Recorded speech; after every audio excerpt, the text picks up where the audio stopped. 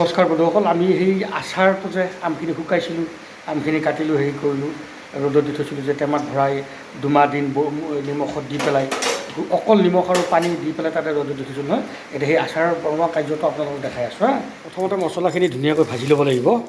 আৰু মছলাত কি কি আছে জানে? ইয়াতে জিৰা, ধনিয়া, পাণমৰিচ আৰু হেৰি এই মেথি গুটি ন, মেথি গুটি আছে। এতিয়া এইখিনি ধুনীয়াকৈ ভাজি লৈ আকৌ লগত আৰু বগা সৰিয়হ দিয়া আছে, বুজিছে? এইখিনি আগতে ধুনীয়াকৈ একদম খুব মিহিকৈ ঠিক কৰি ল'ব লাগিব, মানে ভাজি ল'ব লাগিব ভালকৈ। তাৰপিছত বাকীখিনি কাম আগবাঢ়িব লাগিব। এই মছলাখিনি আচলতে বহুত গুড়ি হ'ব নালাগে। আমাৰ মিক্সিত দি দিলোঁ যে অকণ বেছি গুড়ি হৈছে, ইয়াতকৈ অলপ কম গুড়ি হ'লেও হয়। আপোনালোকে বেলেগ ব্যৱস্থা দি গুড়ি কৰি ল'ব, হয় নহয়? তাৰপিছত জোখমতে আপুনি তেলখিনি ভালকৈ গৰম কৰি ল'ব লাগিব। যিমানখিনি তেল আপুনি এই মানে আচাৰ অনুপাতে আপুনি দিব লাগিবতো, গতিকে আপুনি ভালকৈ গৰম কৰি লওক তেলখিনি দি পেলাই। তাৰে পিছত বাকী বস্তুবিলাক দিব লাগিব।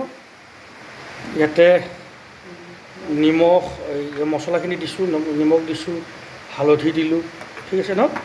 আৰু কি দিলোঁ? পিছা যিখিনি মছলা আমি পিচিছিলোঁ, মানে পৰিমাণ অনুযায়ী দেই, আপোনাৰ হেৰিমতে এইটো ক'লা নিমখ দিলোঁ। ক'লা নিমখ দি পেলাই ধুনীয়াকৈ এতিয়া তাক মিক্সাৰ কৰি ল'ব লাগিব।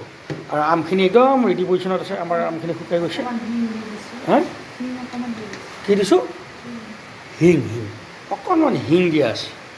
ঠিক আছে, ভালকৈ মিক্সাৰ কৰি লওক।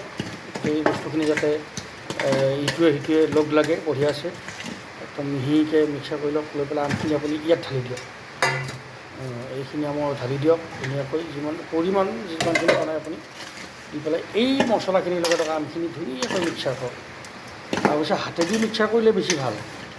আকৌ হাতেদি মিক্সাৰ কৰিলে জলকীয়া লাগিব পাৰে নহয়, জলকীয়া মানে মছলাবিলাক ধৰিব পাৰে, কিবা হ'ব পাৰে। এনেকৈ ধুনীয়াকৈ মিক্সাৰ কৰি লওক। তাৰে পিছৰখিনি চাওক। এতিয়া আমাৰ তেলটো একদম পূৰা গৰম হৈ গৈছে। গৰম হৈ যোৱাৰ পিছত আমি এতিয়া তেলটো ইয়াত ধুনীয়াকৈ চাওক কিমান গৰম হৈছে, চেন হৈছে। ধুনীয়াকৈ ঢালি দিছোঁ। দি পেলাই এতিয়া তাক বঢ়িয়াকৈ লৰাই দিব লাগিব, যাতে গোটেই আমতে তেলটো পায়, মছলাটো পায়। এনেকৈ লৰাই দিব লাগিব।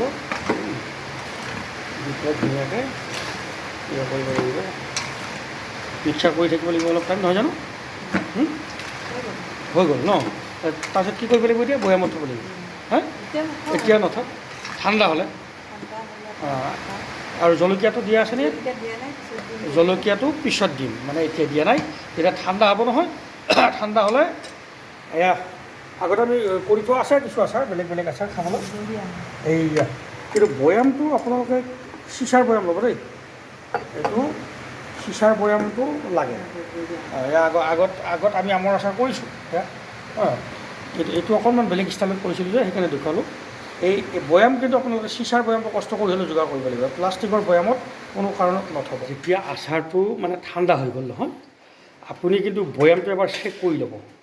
আগতে কৈছোঁ চিচাৰ বৈয়াম হ'ব লাগিব। বৈয়ামটো চেক কৰি ল'ব যাতে পানী অকণমানো পানী নাথাকে। পাৰিলে আপুনি ভালকৈ ভাল চাফা কাপোৰেৰে বৈয়ামটো মুচি ল'লে ভাল। তাৰপিছত খুব সুন্দৰকৈ আপুনি ধুনীয়াকৈ সোমাই দিয়ক গোটেই বস্তুবিলাক দি পেলাই আৰামত একদম ধুনীয়াকৈ থৈ দিয়ক, মস্তি মাৰি পিছত খাই থাকিব পাৰিব।